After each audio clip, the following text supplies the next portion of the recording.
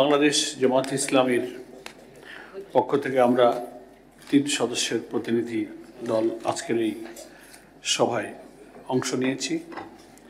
আমি Mia Golam Parwar, secretary general, former member of parliament.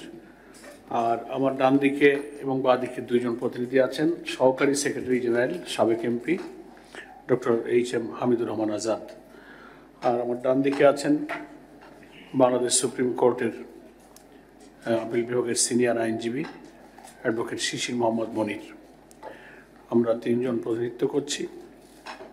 তো আমরা প্রথমেই যেহেতু আমাদের মতামত দেওয়ার পালা, আমাদের সকলেই আমরা একটু শেয়ার করব 3 জন যারা আমরা অংশ নিয়েছি। এই জন্য আমরা প্রথমে অ্যাডভোকেট শিশির মনির ভাইকে একটু আমার দলের পক্ষ থেকে সুযোগ দিচ্ছি, অল্প অল্প করে আমার পর থেকে কিছু কথা বলবেন ইনশাআল্লাহ। ধন্যবাদ। আসসালামু আলাইকুম। এই আচরণ বিধিটার যদি আপনাদের হাতে থাকে তাহলে দয়া করে সাথে যদি দেখেন। সম্মানিত প্রধান নির্বাচন কমিশনার, আমরা বাংলাদেশ জামাত ইসলামীর পক্ষ থেকে আমাদের 2 জন তাদের মতামত পেশ করেছেন। আমি খুব সংক্ষেপে আর 2-4টি কথা যোগ করে আপাতত আমাদের কথাটা এখানে শেষ করব। পরে প্রয়োজনে আমরা ইনশাআল্লাহ অংশ নিব, অন্য দলের নেতৃবৃন্দ কথা বলবেন। আমার আগে ডক্টর হামিদুর রহমান আজাদ যেসব পরামর্শ দিলেন তার মধ্যে জনপ্রশাসন, পুলিশ প্রশাসনের যে রদবদল সাম্প্রতিককালের বিষয়টা ডিটেলস বলবো না, কিন্তু আপনারা লক্ষ্য করেছেন যে 1 মাসও হয়নি, 20 দিনও হয়নি একজন ডিসি সেখানে চলে গেছে, সেটাও হঠাৎ করে আবার 1 সপ্তাহের মধ্যে অনেককে রদবদল করা হয়েছে। এটার পিছনে মনে হয় যেন কোনো একটা ডিজাইন করে একটা উদ্দেশ্যে এই কাজটা কোনো জায়গা থেকে হচ্ছে। তো আফটার ডিক্লারেশন অফ শিডিউল আমরা যেটা জানি, ইলেকশন কমিশনের আওতায় আসবে অনেক এখতিয়ার এবং দায়িত্ব, প্রশাসনের রদবদল ইত্যাদি। তো সবচেয়ে নিরপেক্ষ এবং আস্থা রাখার মতো একটা উপায় হলো যে লটারির মাধ্যমে ট্রান্সফার করে দেওয়া, যার যেখানে তকদিরে আছে সে চলে যাবে, এটা নিয়ে কোনো কোশ্চেন থাকে না। কিন্তু আমরা যখন এটা কথা আমরা মাননীয় প্রধান উপদেষ্টার সাথে ওই বিষয়ে কথা বলেছিলাম যে আপনারা এরকম করেন, কোশ্চেন থাকবে না। তো সেখানে ওনার বক্তব্যে বোঝা গেল যে পরিষ্কার না করলে আমরা বুঝতে পেলাম যে কোনোভাবে কোনো জায়গা থেকে কেউ এটা শুরু করেছে। সেটা কি কোনো প্ল্যান কেউ করছেন, কেউ জানছেন কি জানছেন না, একেবারে কিছুটা অস্পষ্ট কথা ওনার থেকে বোঝা যায়। তো আমরা তো আর নির্বাচন কমিশনই হচ্ছে নির্বাচনকে সুষ্ঠু নিরপেক্ষ করবার জন্য তফসিল ঘোষণার পর আমাদের একমাত্র আস্থার জায়গা। সেখানে আমরা একটু আপনাদের দৃষ্টি আকর্ষণ করলাম যে একটা চেঞ্জ আমি ইতিপূর্বে 2-1টা ইলেকশন কমিশনের সময় দেখেছি যে তফসিল ঘোষণার পরই একদিনে 1 রাতে সব ডিসি, এসপি, পুলিশ সুপারদেরকে রদবদলের ঘটনা ঘটেছে, যাতে কিন্তু আস্থা রেখেছে, কমপ্লেন ছিল না। এরকম একটা সিদ্ধান্ত না নিলে এখন যা হচ্ছে এটা কিন্তু একটা পরিকল্পিত একটা ইন্টেনশানে এটা কিন্তু করা হচ্ছে। এটা আমরা আবারও একটু গুরুত্বের জন্য আমি যোগ করলাম। নেক্সট হচ্ছে ত্রয়োদশ জাতীয় সংসদ নির্বাচনের সঙ্গে কিন্তু জুলাই জাতীয় সনদ এবং গণভোট, এই 2টো প্রশ্ন কিন্তু একেবারে খুবই প্রাসঙ্গিক এই ত্রয়োদশ জাতীয় সংসদ নির্বাচনের সঙ্গে। কিন্তু আপনাদের এই আচরণবিধিতে ইভেন গতকালকে আপনারা প্রবাসীদের ভোটের ব্যাপারে যে প্রেজেন্টেশন করলেন এটা পরিষ্কার হয়নি। সেটা হচ্ছে যে একই দিনে গণভোট আর জাতীয় নির্বাচনের ঘোষণা প্রধান উপদেষ্টার ভাষণে এসেছে, গেজেটও সেটা এসছে। যদি আমরা দল হিসেবে জামাত ইসলামী সহ কেউ আমরা আগের কিছু যুক্তির কারণে বলেছিলাম যে আমরা গণভোটটা আগে হওয়া উচিত, জুলাই সনদে কি কি সংস্কার হতে যাচ্ছে, কোনটায় ভোটাররা হা বলবে না বলবে, সে যদি আগে থেকে তার মাইন্ডসেট করতে না পারে, বুঝতে না পারে বিদ্যমান রাষ্ট্র কাঠামোর কী কী পরিবর্তন হলো, কোনটায় আমি হা বলবো, সে যদি বুঝতে না পারে তো হা কি বলবে না কি বলবে, তো একই দিনে 2টা ভোট হলে সে তো বুঝতে পারবে না।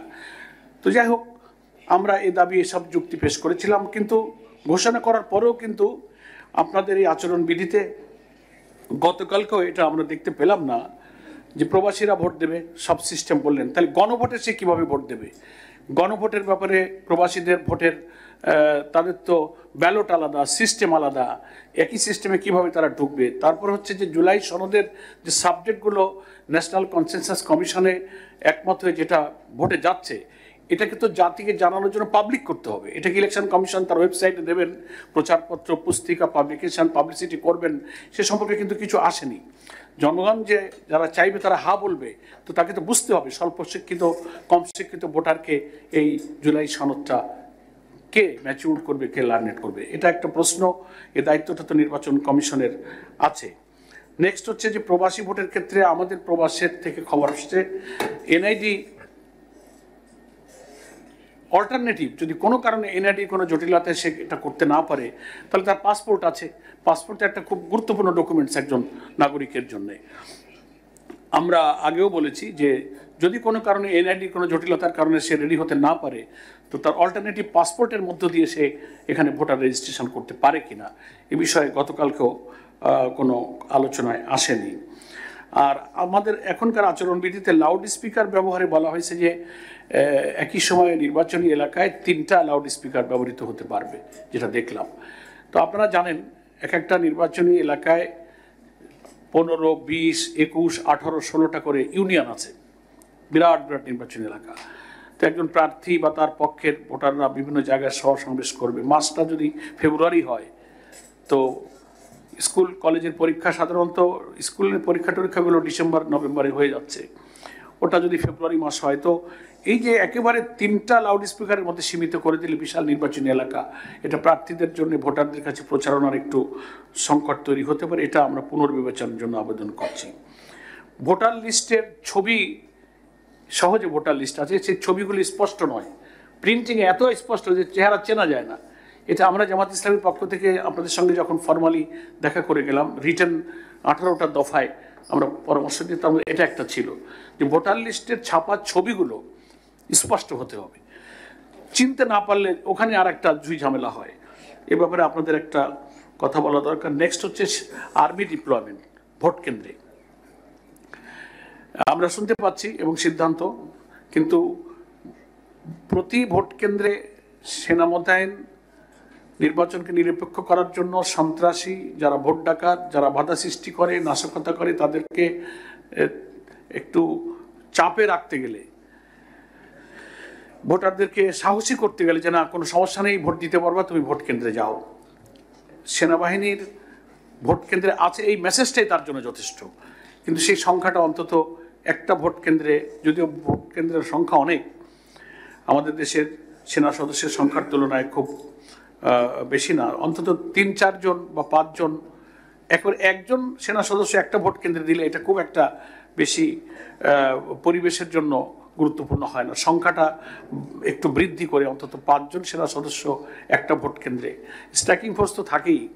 এ ব্যাপারে আপনাদের কোনো সুনির্দিষ্ট পরিকল্পনা সেনাবাহিনীর সাথে আলোচনা নিশ্চয়ই হয়েছে বা হবে, যদি কিছু আমাদের জানবার মতো থাকে আপনারা এটা একটু জানাবেন। আর অঙ্গীকারনামার প্রশ্নে একটা হচ্ছে দলের অঙ্গীকারনামা, আর একটা হচ্ছে প্রার্থীর অঙ্গীকারনামা, তফসিলে যেটা দেখলাম। তো দলের অঙ্গীকারনামাটা তো দল দিবে, দলের পার্টি চিফ বা পার্টির পক্ষ থেকে সমমর্যাদার, সেটা ইলেকশন কমিশনে দিবে। প্রার্থী রিটার্নিং অফিসার বা সহকারী রিটার্নিং অফিসারের কাছে দিবে। ওই দলের অঙ্গীকারনামার জমা দেওয়ার বিধান যেখানে বলা হচ্ছে, সুনির্দিষ্ট করে বলা হচ্ছে না নির্বাচন কমিশনে দেবেন। তো এটা কি বলা হচ্ছে যে মনোনয়ন জমার দিনে বা সময়ে? তো মনোনয়ন জমা তো দেবে প্রার্থীরা স্ব জায়গায় রিটার্নিং অফিসার, কিন্তু দল তখন অঙ্গীকারনামাটা কোথায় জমা দিবে? সে তো আর লোকাল ইলেকশন এরিয়াতে যাবে না, সে কি ঢাকার ইলেকশন কমিশন অফিসের দলের অঙ্গীকারনামাটা পার্টি চিফ বা তার পক্ষে কেউ দিবেন? এটা একটু সুস্পষ্ট করা দরকার আর কি। আপাতত একটু ধন্যবাদ জানাই, আপনারা আজকের এই আমাদের মত বিনিময় সবার সুযোগ করে দিয়ে কিছু কথা বলবার সুযোগ পেলাম। বাংলাদেশ জামাত ইসলামের পক্ষ থেকে নির্বাচন কমিশনকে ধন্যবাদ জানিয়ে আমি আপাতত শেষ করছি। আপনাকে